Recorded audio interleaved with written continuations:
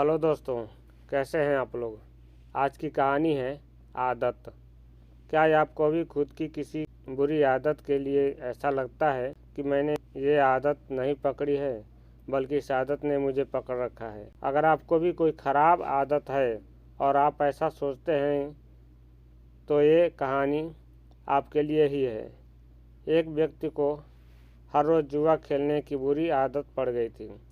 उसकी इस आदत से उसके घर वाले बहुत परेशान रहते थे। उसके रिश्तेदार और करीबी लोग उसे समझाने की कोशिश करते, लेकिन वो हर किसी को यही जवाब देता था कि मैंने ये आदत नहीं पकड़ी है, बल्कि इस आदत ने मुझे पकड़ रखा है।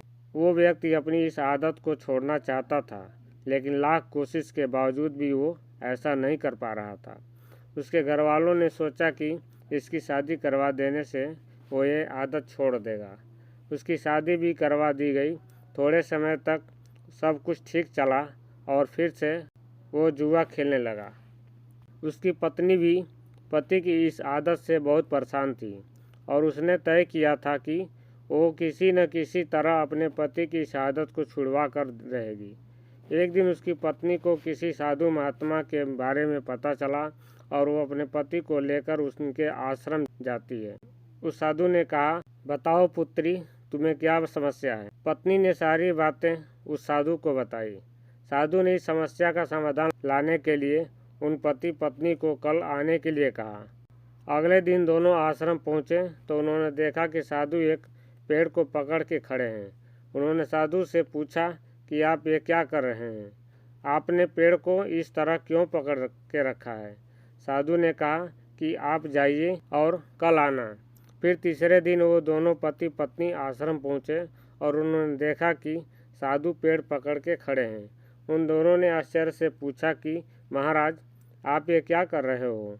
साधु बोले, ये पेड़ मुझे छोड़ नहीं रहा है, आप लोग जाइए और कल आना।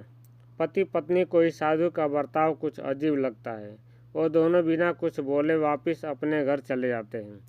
अगले दिन जब वो दोनों फिर आश्रम गए तो उन्होंने देखा कि साधु अभी भी उसी पेड़ को पकड़ के रखे हैं।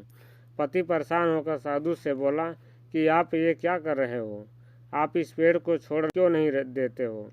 साधु ने कहा कि मैं क्या करूं बेटा, ये पेड़ मुझे छोड़ ही नहीं रहा है। तभी पति ने हंसते हुए कहा, महाराज, आपने पेड़ को पकड़ के रखा है, पेड़ ने आपको नहीं। आप जब चाहो तब उसे छोड़ सकते हो। साधु महात्मा ने कहा, बेटा, मैं इतने दिनों से तुम्हें यही समझाने की कोशिश कर रहा था कि तुमने जुआ खेलने की आदत को पकड़ के रखा है, उस आदत ने तुम्हें नहीं पकड़ा है। पति को अपनी गलती का एहसास हो जाता है। वो समझ गया कि अपनी इस आदत के लिए वो खुद जिम्मेदार है और अपनी इच्छा से वो ये आदत चाहे तो छोड़ सकता है।